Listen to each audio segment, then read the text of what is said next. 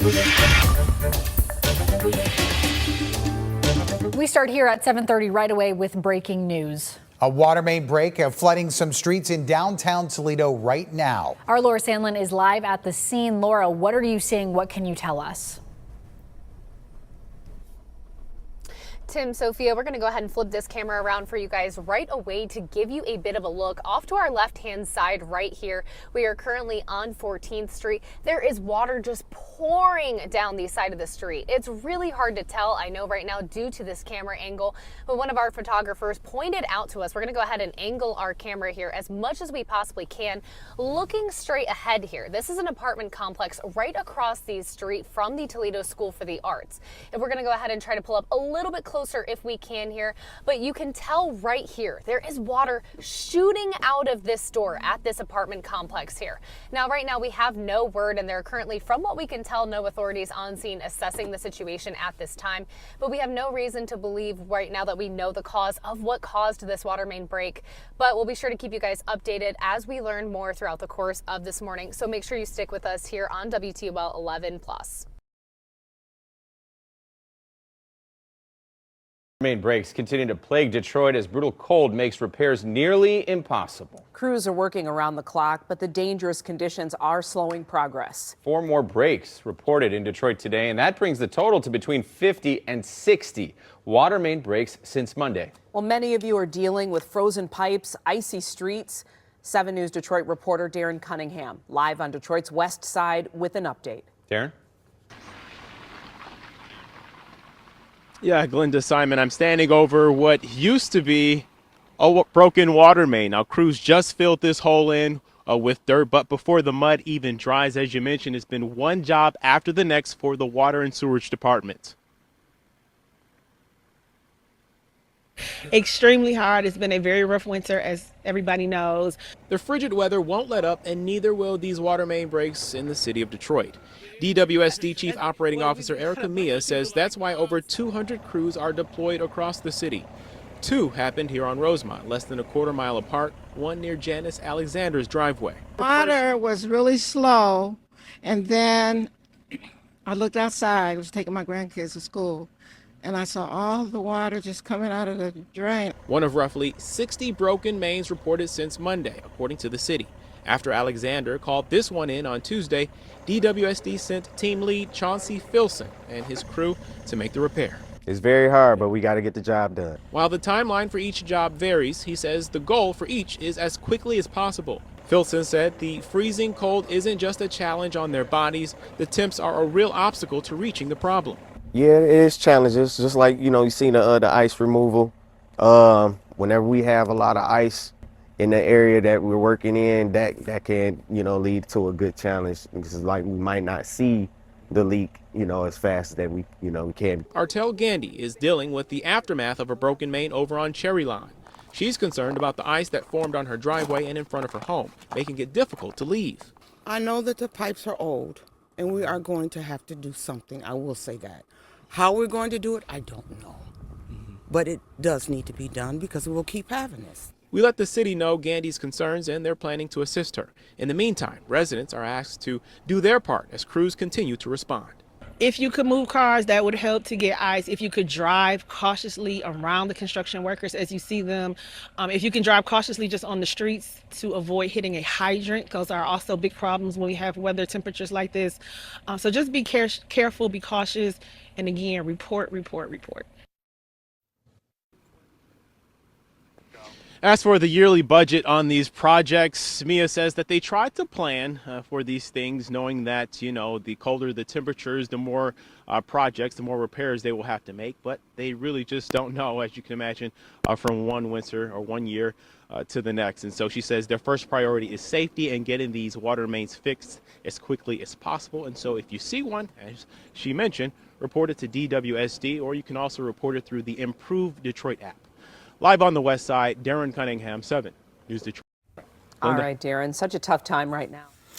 And that's straight cap. Their first priority is war, tools of death and destruction to steal more land so over time they could look like rotting hellscape cities such as Detroit and Toledo. But as always, I want to start off these videos by giving all glory, honor, and thanks to the Heavenly Father, Yahweh, and His only begotten Son, Yahweh Shai, for this wisdom and knowledge. Call Halayim La, Yahweh Bahasham, Yahweh Shai, Bahasham, Rakal Quadash, as well as a respectful double honors upon to the apostles and elders of GMS, the many various camps of Great Millstone, whom I've learned and continue to learn this truth under. I'm the brother Allah Yahweh. This video being titled something to the sort of America's decaying infrastructure. Okay. And in particular, the cities of Detroit, Michigan, and Toledo, Ohio. And for those that don't know, Detroit, Michigan, Michigan's largest city, sits at Slovakia about that, man. These iPhones are trash. Got a interrupted phone call with the do not disturb on. Anyways, continuing.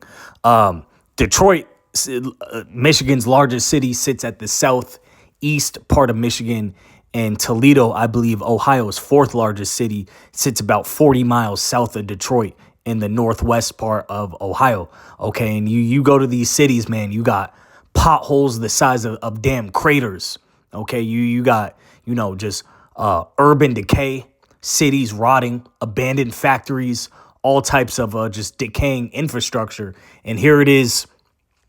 This man Esau Edom, he's Main breaks continue to plague Detroit as he sends all this money over to Ukraine, all this money for some damn microchips, all this money over to the tiny tops, the twin triangles in that spoiled country over there in the so-called Middle East. We know who I'm talking about. But he don't send and use none of those resources to, keep maintaining his own damn cities over here in the United States. You got these cities literally rotting. And just a quick interjection through the spirit reminds me of this lyric from the song Tupac, Keep Your Head Up. He says, it's funny, when it rains, it pours. They got money for wars, but can't feed the poor. So this man Esau got money for all types of death and destruction. But when it comes to his actual own people and his own citizens, y'all don't get shit. This man's a demon, okay? And I've done videos in the past about the urban decay in some of these cities out here in the United States, such as St. Louis, Baltimore, Detroit, but as well, the beloved Apostle Gabar did a very edifying video a month ago, and I will attach this in the link. It looks like he did that New Year's Day of the rotting infrastructure here in Babylon the Great America, and he brought up excellent point that I learned. The roads in ancient Rome actually got stronger over time. Something with the salt water, I'll have to rewatch the video, reinforced the strength of their roads over time to where they kept getting stronger. And if you wanted to be a politician back in ancient Rome, you had to do something to reinforce the infrastructure of the city. But here you got these clowns in Babylon the Great that don't do shit for the city but steal money. And they cashing out, sitting in some type of high-rise loft while the city's rotting and going to hell. But all in all, this is just another example of the end of Babylon the Great and the infrastructure. Lord willing, I'll make this a series. I've seen this as a truck driver. For example, Interstate 70 in Indiana. There's a bridge in Joliet, Illinois, outside of Chicago. There's some real effed up, just shockingly unstable infrastructure here in Babylon the Great America, and it shows you this place is on a continual decline. So let's bring up some receipts. This is right here in Detroit, Michigan, man. A water line break in the winter, and they act like they don't know winter time's coming. You supposed to know that. Okay, this man, he spends all this money on wars, but he's letting his cities rot to hell. He don't know that he got to replace the water lines before wintertime comes. Look at this, man. You got frozen damn lakes in his city. This is a collapsing kingdom. Just some fruits. You got to rescue people out of a frozen river because the pipes and plumbing in your city is collapsing. Okay, and the infrastructure would pertain to, plumbing, pipes, roads, highways, bridges. A lot of these are very unsafe and outdated right here in the United States. And another quick side note through the spirit, this man don't waste no time to build a brand new fucking NFL stadium. If the NFL or the NBA needs a new arena, a new stadium. He built that in no time. Allegedly, they're building a new stadium in Cleveland, Ohio. But you look at some of these cities in Ohio. You know what I'm saying? This is crazy. For some folly, some bread and circus, he'll whip that stadium up in 4 years. But his actual infrastructure, the bridges, the plumbing, the roads, the highways, building public transportation, a light rail system, we gonna hold up on that. So this is Ecclesiasticus 10, verse 1 through 3. A wise judge will instruct his people, and the government of a prudent man is well ordered. As the judge of the people is himself, so are his officers. And what manner of a man the ruler of the city is, such are all they that dwell therein. Verse 3. An unwise king destroyeth his people, but through the prudence of them which are in authority, the city shall be inhabited. And this man Esau has thoroughly beaten the hell out of all his people. The scriptures speak on he that is evil to himself, to whom shall he do good? This man don't give a damn about his own people. You got fentanyl addicts.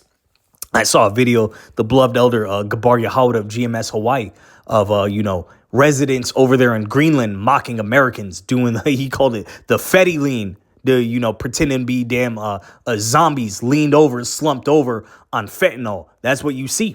I did another video a couple weeks back on Canadians not wanting to come to Babylon the Great America. And, you had a fentanyl addict up in Spokane, Washington on camera talking about anyone got Fetty. This man destroys his people. The cities are rotting. He gives your people all effed up food that kills you. Okay, this is an unwise king, and he destroys his people. But he got money for wars. He got money for microchips. He got money for all devices of death. But to actually improve the quality of life for the citizens, you got to pay extra for that. That's why this man got to go. And let's get Ecclesiastes, the 10th chapter, verse 16 through 18, and we'll get this in a couple other translations. Woe to thee, O land, when thy king is a child, and thy princes eat in the morning. Blessed art thou, O land, when thy king is the son of nobles, and thy princes eat in due season, for strength and not for drunkenness. Verse 18. By much slothfulness the building decayeth, and through idleness of the hands of the house droppeth through. And you see that in a lot of these cities known as the quote unquote Rust Belt. Okay, the Midwest and Northeast of America, where a lot of these industrial, back in the Industrial Revolution, all these cities were built on factories, steel, a lot of these mills. Okay, a lot of those cities are decaying, and you see that in the deep South as well. But meanwhile, once again, it's not like this man don't have the money to upkeep these, the infrastructure. This man has more than enough money and resources to do that. He's not going to do that. But when it comes to war and stealing other people's land, he's right on top of it. That's why this man, he's got a certain amount of time, and his time of rulership is coming to an end. Thawadi Yahweh Yahushai. This is, let's get this in the AMP. Ecclesiastes 10, we'll just get verse 18, the point. Through laziness, the rafters of the state affairs decay, and the roof sags, and through idleness, the roof of the house leaks. And that's what we just seen in them stories. All these water main breaks in the middle of damn winter, turning these cities to, just frozen lakes, and these neighborhoods to frozen lakes. Okay, this is Ecclesiastes 10, verse 18 in the BBE. When no work is done, the roof goes in, and when the hands do nothing, water comes in the house. So this man Esau Edom, he's not doing shit to fix up his cities. Okay, his cities are turning into decaying hellholes, filled with drug addicts, prostitutes, gangs, all types of shit. He's got money for federal agents. He's got money to build up abandoned factories and warehouses to put people in prison. He got money for all these prisons, but he not going to build up his own damn cities. It shows you this man is the wicked. He's the devil that the Bible speaks of, and he's not wise. He's not moving within wisdom. If he was moving wisely, he would be able to fix up his cities. He's not going to do that because this is the man of sin being revealed, the man of great destruction. And his own, that own destruction is coming upon him in his own kingdom. The Wadi Yahweh Shai. I hope this was edifying. Shalom.